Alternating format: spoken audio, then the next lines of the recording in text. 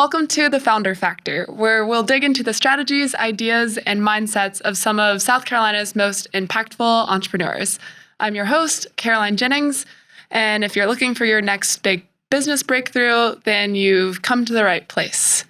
So today on the show, we are joined by Ryan Johnston, co-founder and CEO of 6am City, and Ryan Heafy, co-founder and COO of 6am City. Well, thanks for being on the show today, guys. Thanks for having us. All right, let's dig right in. Why don't we start by hearing an overview of what 6am City is all about? Sure. 6am City is a daily email product delivered Monday through Friday in 24 cities across the country, deep diving into all of the local need-to-know news and events in the cities that we serve. We break it down, 5-minute read, conversational in tone, no politics, no crime and punishment, really helping educate and activate people about how they can become a better participant in the communities that they live in. Gotcha. So tell me about how you guys started the business. What was the spark of inspiration? So I had returned 10 years ago to help with a family business, Community Journals. And in doing so, I read every headline about local media and how consumption and the creation of it was changing, and how and if things didn't change, those jobs weren't going to be there in the future. And so in college, one of my favorite things I learned about was just the innovative entrepreneur, and specifically around and if you look at the definition of innovation, it's taking something and doing it a little bit different or a little bit better. And at the time, they were really making some headlines and trying to basically make what was an age-old technology of email actually be the publication. And so media companies, local and national, were using email to distribute content, but they weren't truly using it as a publication where all the meat and potatoes are in the email. And national companies like The Skim and The Hustle and Morning Brew were doing this on a national scale with a conversational tone, and they were aggregating all this great content that was out there. And we said, well, what if we could do that locally? And if we could do it, could we scale it? So much you hear so much about entrepreneurship being about scale. And so one challenge we had as a local company is we had very little bandwidth. And one of the things, I had met Ryan Heafy, who was a quality systems engineer through Leadership Greenville, which is a Greenville Chamber program. And we were both troublemakers, and we both really shared this idea that we were action-oriented people. And I think we'll probably get into this a little bit later, but I mean, he was in between opportunities, and we needed somebody to help come in and build a product alongside of us, my father and I, at Community Journals, and with the idea that if we could make it work again, we might have something to help change the way that people consume content and experience their cities. Got it. So give me a sense of where the business started out and where you are today. Sure. So we started as a product innovation at Community Journals publishing company I came on board in February of 2016. Between February and June, we had designed the product, pre-sold $500,000 of advertising, and we went live in Greenville, South Carolina with our GVL Today newsletter in July of 2016. Since then, we went through iterations of funding and product innovation and scale to figure out, hey, how could we take this thing and really make it be a national product in all these different cities across the country? It took us a few years to really kind of get the kinks worked out and figure out what the right model was, what the right unit economics were for each city. We created a playbook behind how that would scale. We spun the product out of Community Journals to become 6am City. And started raising funding around 2018. Between 2018 and 2020, we went from 1 city to 7. And then in the past year, we went literally in the past 9 months, around the middle of 2021, we took on a significantly larger investment, and we tripled the size of the business. So we went from 7 to 24 cities in just the past 9 months, which is a massive increase in headcount and other responsibilities. So we're still we were kind of in our startup phase, and now we're really moved into this growth phase of the business, which is its own new lessons learned. You went from 7 cities to 24 in how many months? 9. Wow. So Yeah. what does that feel like? I'm a little tired. Yeah. I mean, it's a lot of work. I mean, we really got the company positioned for scale through COVID. It actually was a blessing in a lot of ways, in that it bought us some time when a lot of other businesses had tampered down. We worked on refining our process, our team, our culture, so that way, as we came out of COVID, we were really positioned to take off, and we have. And through that growth, it's been relatively seamless. There's different challenges that present themselves when you grow that quickly, but most of the stuff behind the scenes, I think we probably have one of the strongest company cultures we've had in the history of the company. We've got the right people on board, the right leadership in place. I mean, there's a lot that's really come together that we hadn't been able to have before. As a small startup, you're limited in your resources, and now we have resources. Mm-hmm. Resources are also expensive, and expensive resources require revenue. So, we're tackling all those different pieces, and candidly, I think we're doing pretty well. But it does come with its challenges. Yeah, it sounds like you were doing quite well. So going back to what you said a bit earlier about during COVID, spending significant time positioning yourselves to scale, what types of activities or what types of thinking were you doing when you were positioning yourselves for this type of massive scale? Well, the biggest thing, there was a lot of luck tied to the fact that we, as a product, saw an opportunity to focus on the positive from day one. We have never taken political advertising. We intentionally cover the things that bring us together, not divide us, the things that get us excited, the commonalities that we just love our city. We like to say that we're biased about one thing and one thing only, is that our audience believes that they live in the best damn city in the country, and they want to know how to celebrate that. Well, coming into COVID and the political scene, and wow, it was just a lot. And I think people were looking for the light.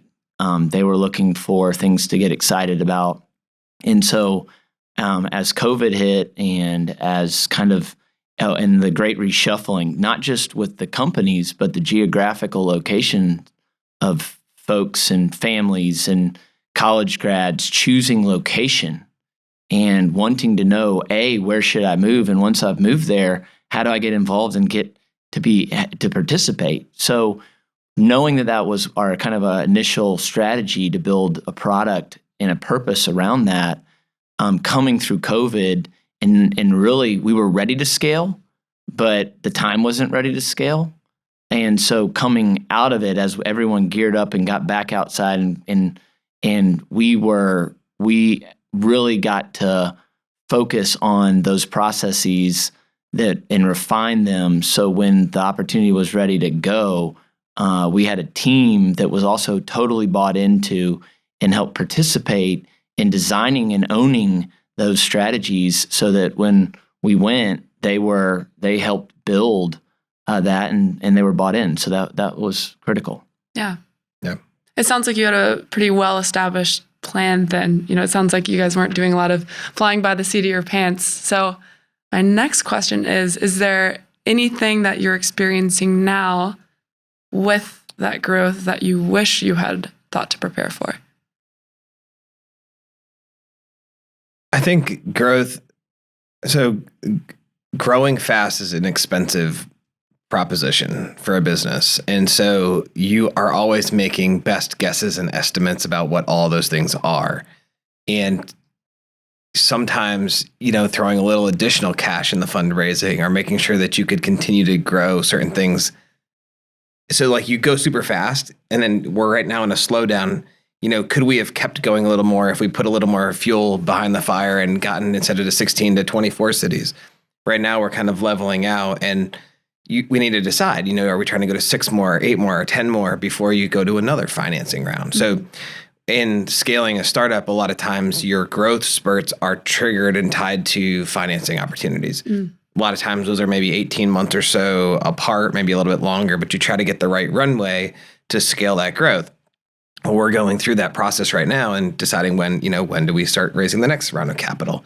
to go further. So there is a balancing act and a growth path with, how much money do you bring in? How fast do you burn that cash? When do you get to the next, hill and that milestone? Right. And you're kind of rocking through. And we've been fortunate that we've planned that pretty well, but that it goes quick and you got to be on to the next chapter. So Yeah. we're already planning for the next phase. How have you guys shifted, or let me say it a different way? How have you adapted your personal mindsets amidst all of these ebbs and flows? How do you manage your business looking so different chapter to chapter? Giving up responsibility or passing on, not giving up, but when we started, there was Ryan and I and like one or two other employees. Today there's 115 and then 35 plus part-time employees. And so you have to give up responsibility and trust in other people. And so I think one of the big things is hard to, I have someone else in my inbox now. That's crazy to me. That's my to-do list and I have to micromanage that. Well, I have to kind of give up a little bit and step back and let other people come in who maybe know better than I or Ryan on how to do certain processes. So, I think recognizing the right timing to hire other leadership folks on the team, and to fill spots. Now, those are, again, they're expensive propositions, but making that investment in an individual buys you time to focus on other aspects of the business where they can succeed elsewhere. So I think kind of coming to terms with some of that growth and passing the ball has been an important part of my journey specifically. I think Ryan as well. It's just like, wow, there's so much to do now. This requires a whole nother human and I need to kind of step aside and let them do their thing. Yeah, not to mention, there's always something that you would have done differently, but it's not you doing it. And Ryan mentioned that investing in a team is expensive. And so you'd have to remind yourself that you hired these people to help you do so much more and to bring certain skills to the table that you need to let them do what they were brought to do. Mm-hmm. And literally, I think there was about, it was about 9 months ago where Ryan said, you cannot read the newsletters for the next 2 months because I need you to be solely focused on this one thing. So just don't even read the newsletters. It's like, well, what do you mean? And so that was just so wild to not, because I was in charge of the content up until that point, but not anymore. So I needed to spend my time communicating what needed to be done to the person that was much better versed and experienced in driving a content team than a product advertising guy. Mm-hmm.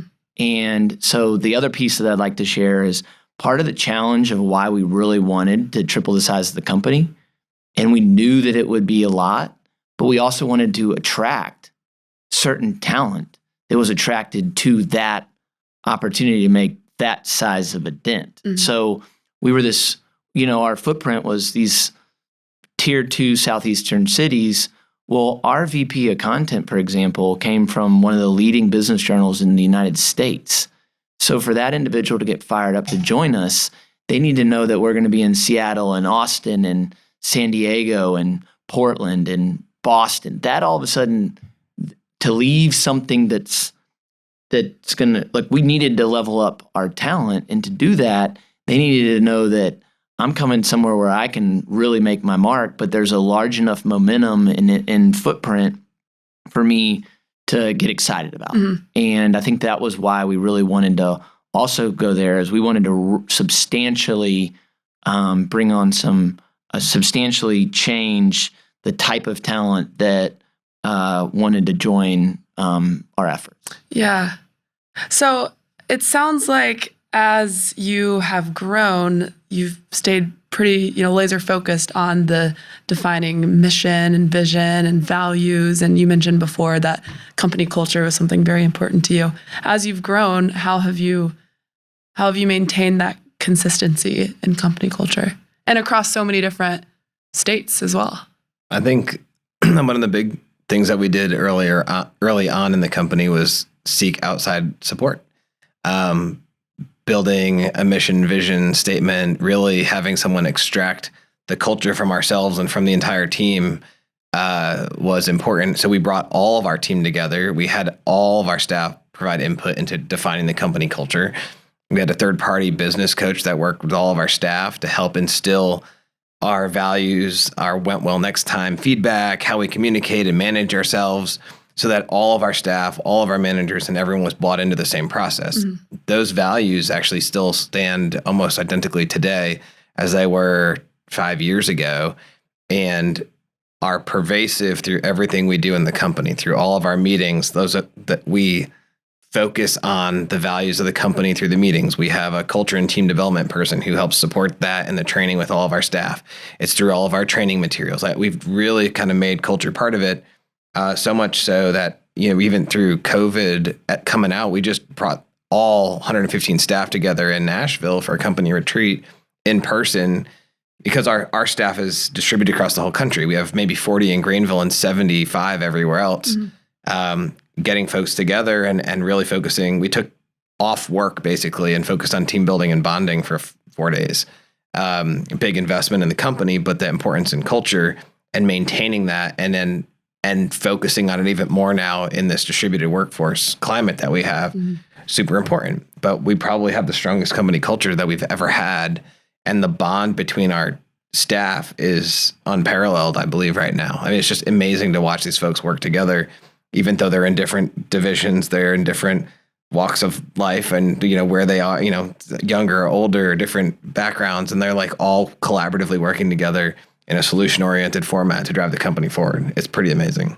Well, and it seems like with the type of scale you guys have achieved just in the last, 9 months, you really do have to have that culture tightly defined so that you can replicate it. And yeah, that's a great. I like to say that we're trying to create an army of advocates or ambassadors, and the best way to do that is for new hires to hear that come from a coworker or their manager, not necessarily from Ryan or the Ryans. So I think one of the biggest things that we've tried to do over the last year is no longer make this about our story and what we do or what we think's important, but what we, being my coworker, tells me that these are the values. This is the way we do things here. And we, by having a limited set of, our values, and almost to the point of making them cliche or corny, we don't have like the words, those posters on the wall that say success or commitment, but we constantly use in when we talk to each other in internal meetings, or even external, we talk about what we do, or the how we do it, and make sure that everybody kind of is bought in. We had an exit interview, or someone that I don't know if it was negative feedback, but they referred to, it's like these guys, they have a cult. And I took that as a compliment. I take it as you will, but that means that you got a lot of people that are truly bought in and believe in the opportunity and their ability to contribute. And I'm proud of that. Oh, absolutely. Yeah, that's a really cool. I take it as a compliment as well. Well, and in a lot of ways, you are building that sort of environment within local communities too, not just internally. That's the feeling that you want to have in the cities that you go to as well. For sure. So thinking outside of company culture, more on the process, as the engineer, I'm sure you'll have some thoughts on this, but it seems like you've really gotten all of this down to a science. I mean, to be able to expand to 24 cities in 9 months, like how do you manage that ambiguity city to city, and how do you create a process that is flexible enough to account for the variability in each city and unique ecosystem, but also standardized enough to allow you to scale up as you have? One of the biggest challenges in media is scaling the quality of content across all the markets and making sure that everyone's approaching things the same. Imagine if you're out recording a podcast in 24 different cities to 24 different personalities, hoping that they all kind of seem the same afterwards. We started the company day one built on process. I sometimes joke my engineering background is like engineering the future of local media. Like we had to put the playbook together. So we literally use a platform called Trainual. It is a process training platform, revision controlled. Everything that we do, from requesting time off to the content that we create every single day, where you source it from, how it looks like, how long it is, what's bolded, what's italicized, all that stuff is defined. And so we've gotten to the point now where we can onboard an editor in a new market and in 2 weeks train them up so that they're ready to rock and roll as if they'd been there for 2 years. Maybe there's a little bit longer learning curve than that, but they go super fast through that onboarding process. And a lot of the folks we've hired in these new cities started 2-3 weeks before the newsletter started being published publicly. And then they start going through, and there's quick accountability too when you're putting content out every day to learn quick. So, there are some lessons learned. I think we also learned that putting the right staff in play and kind of elevating the skill set and background of some of the staff we brought on board too has helped kind of with some of that consistency. But we really have every aspect of the business defined and documented so that we can go, and it's almost like handing a franchise playbook to someone and say, hey, next market, go. So today, if you asked us to open up City XYZ tomorrow, we could be there live in 60 days. This podcast is brought to you by Designly, South Carolina's top-rated app development company, and Word of Web, your partner in smarter website strategy and design. Oh my gosh, that is a wild turnaround. Well, one thing I want to talk about, because Ryan is process, and like we joke about controlled chaos, and Ryan's the control and I'm the chaos. And that was kind of a funny joke at first. And then you bring on you triple the size of the business, and you have to remind all these talented folks that are excited about the opportunities to have an audience that truly feels like they're part of the product. And there's all this crazy cool stuff we can do, and they have all these ideas that they want to bring to the table, and you're like, oh, whoa. Look at the process. We know through all the data that we're highly focused, that do 2 of these, 3 of that, a little sports, a little of this, like stay in the lane and stay hyper-focused, because we know that this exact headline works the best, that you need these 2 images. And if you're not careful, you overprocess it. So one of the things that we've been trying to do is focus on how do you create innovation within the process. And we're still working on it today. But the way that I think we've been able to draw attention to the ability to, again, I mentioned, well, I didn't mention it, but like Apple used to fly, or at least I read about in the book, they used to fly a pirate flag over like the headquarters back in the day. And because Jobs believed that, there's no such thing as original idea, and that everybody should be a student paying attention and coming up with ways that others are doing things well and bring that to the table. And what we've tried to do is instill this opportunity that we've been trying to, when we were trying to triple the size of the company, it was like, listen, we are looking for high impact players for a high impact opportunity. So what does that mean to do a high impact opportunity? We talk about the opportunity for our editors. If you were Greenville Today has 60,000 subscribers. If you came on to the field at Death Valley at a Clemson game and you had 60,000 people that paid or that showed up to be entertained or for a product to be delivered, that's a lot of pressure and a lot of responsibility. Well, what we tell our team is that if you're showing up, if you're creating all this stuff, we know works. But we do have the opportunity, as long as we're staying to the product mission, to try all these things. And you might try something in Greenville. Well, we have 1 million subscribers in 24 cities. So as part of that team, it's not 2 people that are producing Greenville Today. It's 113 people that are producing Greenville Today, because you have these teammates that we're counting on to bring really innovative opportunities and ideas. And the only way that they're doing that is either they woke up with a great idea or they're studying all the ways that all media is being created, consumed, and people are participating in it. And while I always gravitate, Ryan reminds me, to the content side, that's not just true in content. If you're in the referral side and you see a newsletter that says, click here to refer 3 friends to unlock this really good piece of content, well, that's a growth mechanism that somebody's using. And an intern on the editorial team, if they're studying and being a student of the market, they can share that to the organization and change the way that our future process lives. So I think sometimes everyone, including myself, hates process, but process evolves and innovates, along the way. And I think that that's something that we've had to create some flexibility that you described. It's like, this is what we know, But what we know next year might be a little bit different. And the only way it's going to be different is if we're tinkering and trying things. Yeah. And so trying to create that balance and really that empowerment with our new teammates is critical to, or we're just going to have it look exactly the same way a year from now. So how do you create a stage for your employees to be able to come to you with new ideas that they have? We used to lever a platform called the FBI channel in Slack, which is freaking brilliant ideas. And we, over time, got busy and didn't necessarily process that information as best we could. So we brought that back. Our FBI channel in Slack allows anyone who's any employee in the company to suggest ideas that help us innovate the business. A lot of those ideas used to land kind of on deaf ears. Now we process them into our management team. So our management team is our senior leadership, but also any manager in the company. And we go through those in a monthly basis with our management team and then figure out how to act on them or pass them out to different teams. A lot of times ideas are brought to the table and it's like, well, yeah, go do that. Like there's no, you don't need approval. So sometimes it's just helping us to hear it so we can give someone positive affirmation back to go. Well, I think you make a really good point there. The best way to get someone excited about an idea is to have the data or to show that it works. It's like, oh, this could be good. Well, what do you mean it could be good? Like, what are you basing that on? Well, I've got an advertiser that's requesting it.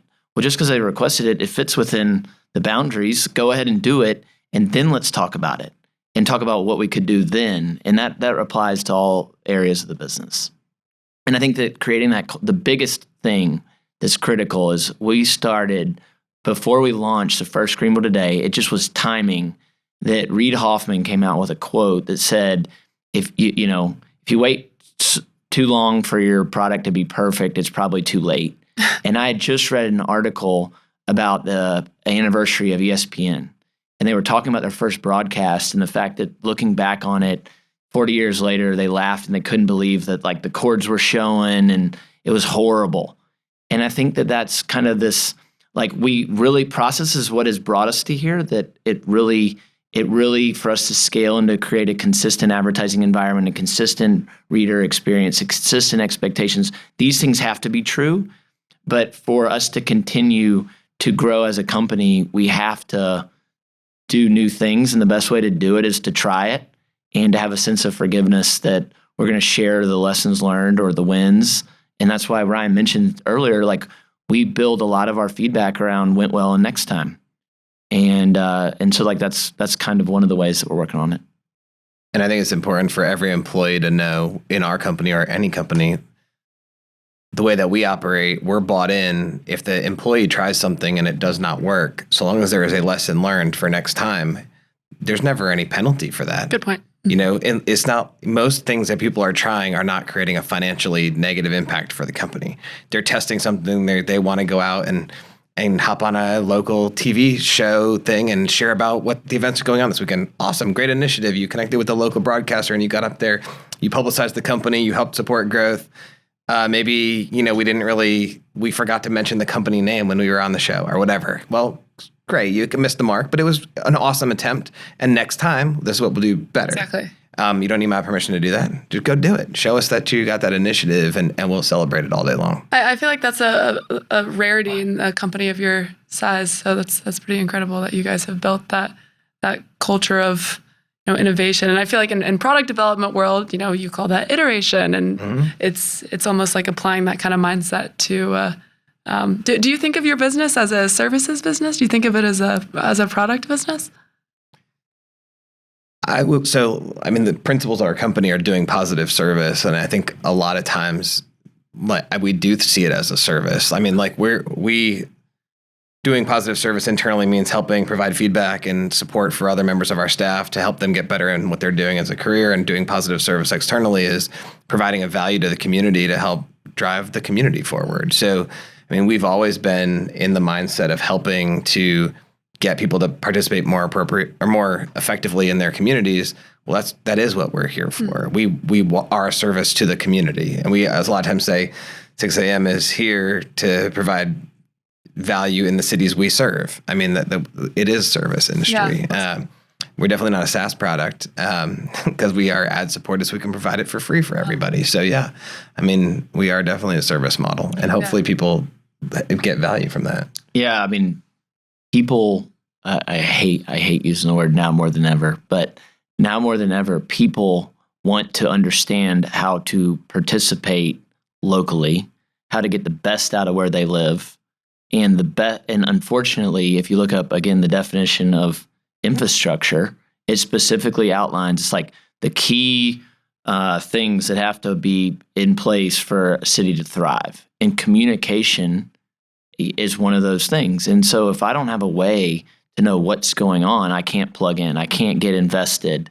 And so I think that as these cities are as cities are coming alive again, like suburbia is great, but like people want to go to farmers markets, people want to support local businesses, people want to get involved in nonprofits that they feel conviction with. Well, the only way, if you don't have exposure or a way to learn about those things, you can't dig in roots. You're not going to feel vested in these cities. And if you're not vested, then the city's losing out. Mm-hmm. So, cities are only as strong as the people that live there. And if the people that live there don't know what's going on, they're not going to grow. So we truly do believe that we are providing a service. And I think that rallying around being positive and solution-oriented, and the fact that a lot of other cities are probably dealing with the same challenges. So let's not talk about, again, why it's a challenge. Let's talk about ideas that can get people excited about how to grow. And as you said, I mean, it goes beyond local politics. Being plugged into your community isn't just about understanding what's going on politically. There's so much that happens in the space between the politics that people want to know about. Well, along the service line, the thing that I geek out the most about, we talk a lot about trying to build the company, and we'll find ourselves saying, no, this has to be written so it works internally and externally. And one of those things is, like, we talk about innovation and ideas can come from anywhere. A passive citizen that's never attended a community nonprofit meeting or a charrette or something that's maybe that's not their MO, but maybe they saw something or an idea somewhere from a town that they came from. And if you create an environment where they feel comfortable contributing ideas to the conversation that we're facilitating, that person could have a game-changing idea for their city by, again, participating in the platform that we're delivering. So, like, that's pretty cool. Yeah, it's like democratizing community in some ways. Yeah, that's interesting. This is going to be a bit of a hard left turn, but I want to make sure we hit on this because you guys are the first co-founders we've had on the show. So I know you said that you, Ryan Heafy, are the chaos, and you, Ryan control. I'm control. Sorry, you're the control, and you are the chaos. That's right. I like that. You're like, no, I'm the chaos. Tell me a bit more about that dynamic. I would love to hear about a time when you guys have maybe butted heads and how you resolved that. Or maybe it's just frustrating.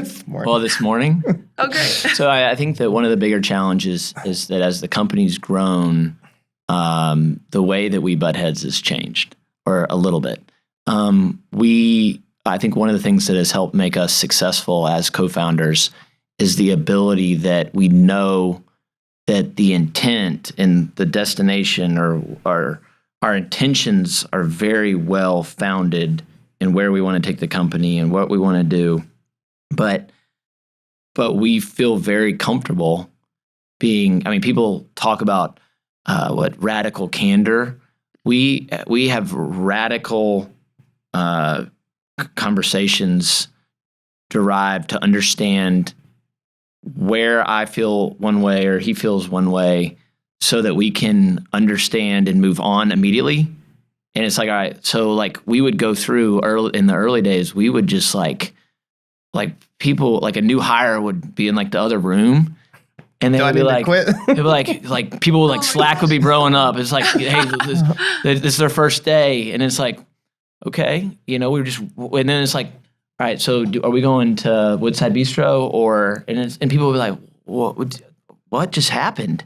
And it's like, well, we made a decision. Like, and so I think the communication is that's evolved.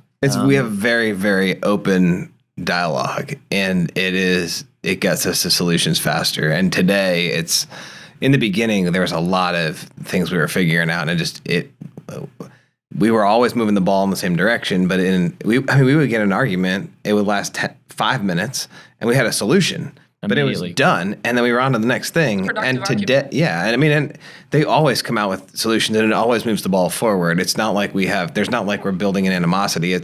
We have two different opinions or approaches or understandings of how different aspects of our own business work, and we throw it on the table, we pull in the right people, we get a solution, and we move forward. There's no time in this type of scale to sit there and wait a month to come back and readdress something. We have to figure it out today. Well, I think balance is also critical in the fact that we're all learning, and I think one of the things is someone that's extremely not process.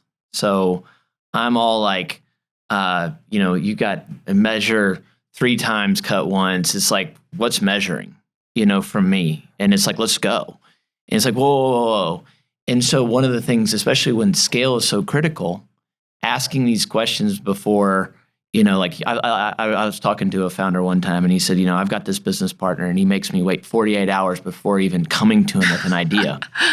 So if I haven't talked myself out of it in 48 hours, then okay, I'll at least listen.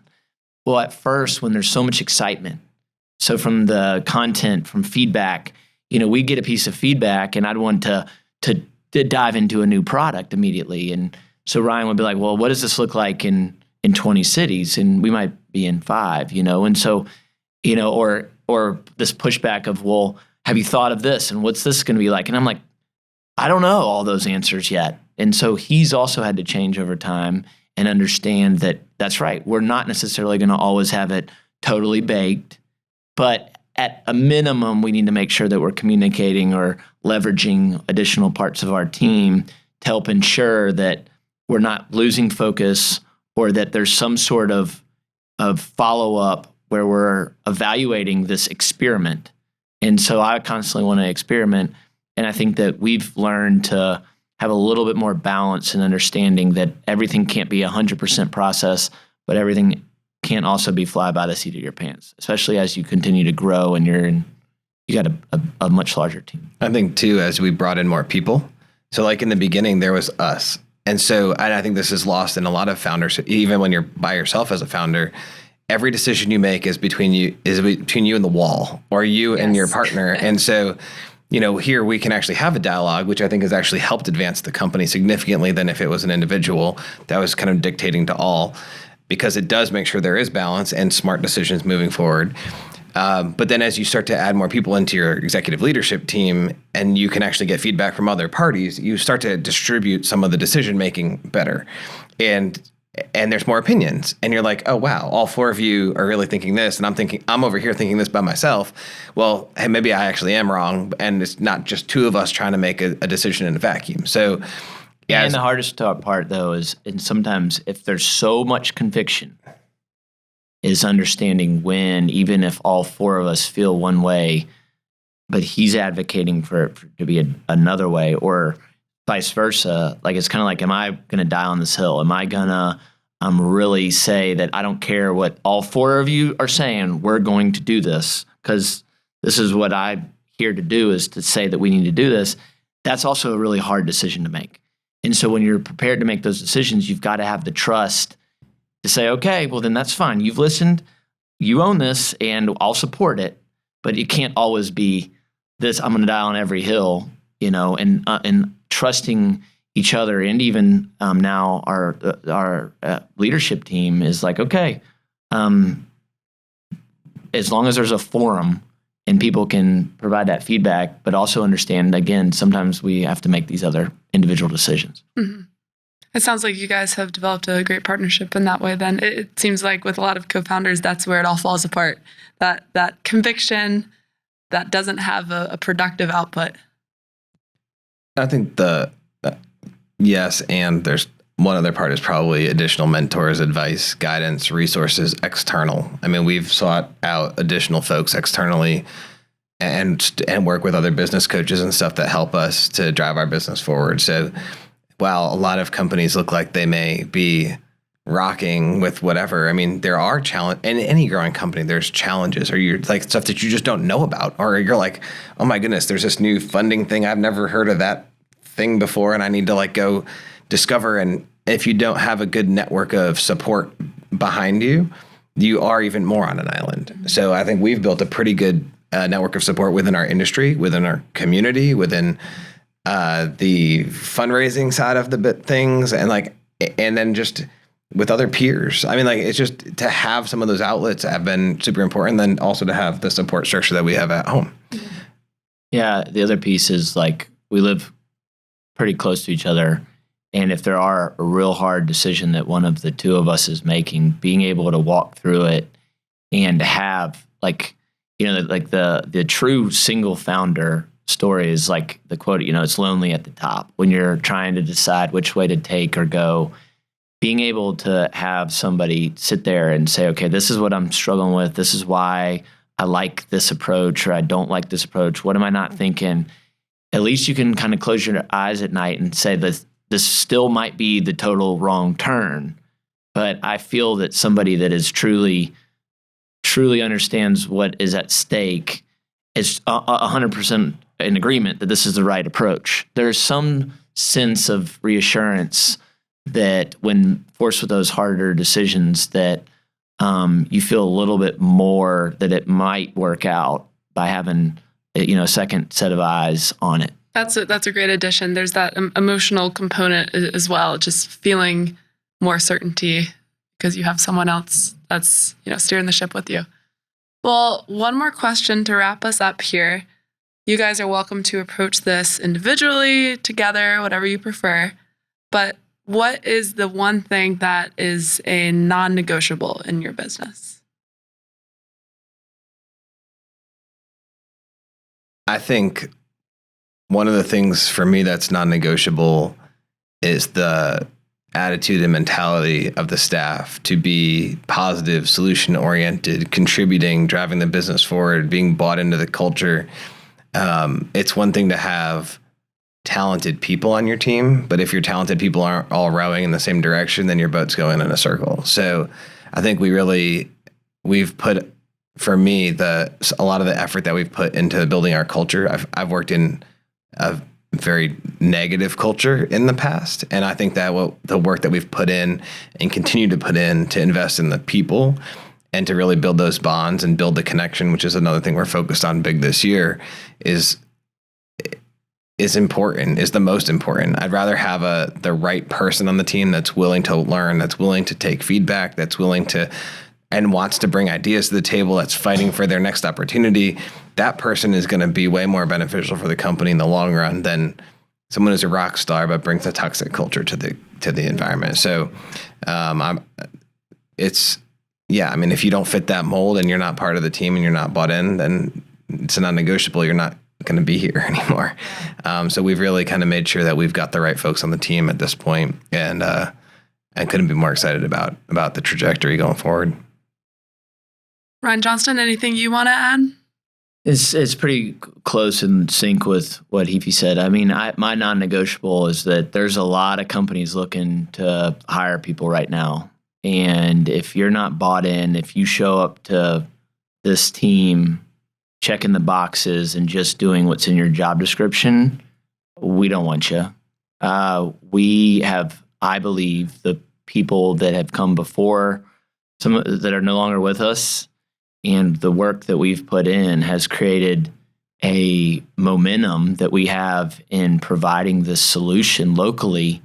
And we need team members to step up, and I hate the word show off, but last night at the final basketball game, I mean, people were showing off when making those important shots. Their team needed them to show up and to show off and to contribute.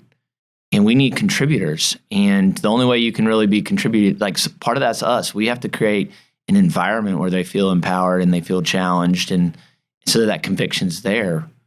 But we can only do so much. So if they want to create and to be part of what we're trying to build, then all day long, let's go. And we just need our team to be doing that. And so if that's not there, then that's great. They can go work somewhere else where it'll be great for them. But we're relying on our team to contribute, because that's the only way that we'll truly, sure, we can add another newsletter in another market, but we might not even be producing newsletters 5 years from now. And so how do you capitalize on the momentum to evolve and to create value with your product? And that's our people and our teammates. And so I think that my non-negotiable is people that aren't fired up to contribute when they show up. And that's what we're working on hard to create that environment. Well, clearly that non-negotiable is paying off for you guys. Congrats on all your success recently. Thank you so much. Yeah, appreciate it. Great to have you guys on the show. Thanks for joining us. Thanks for the opportunity. Yeah. Appreciate it. Well, this has been The Founder Factor. Thank you guys for tuning in today. You can follow us on YouTube, Apple Podcasts, Spotify, wherever you get your content. All right, see you next time.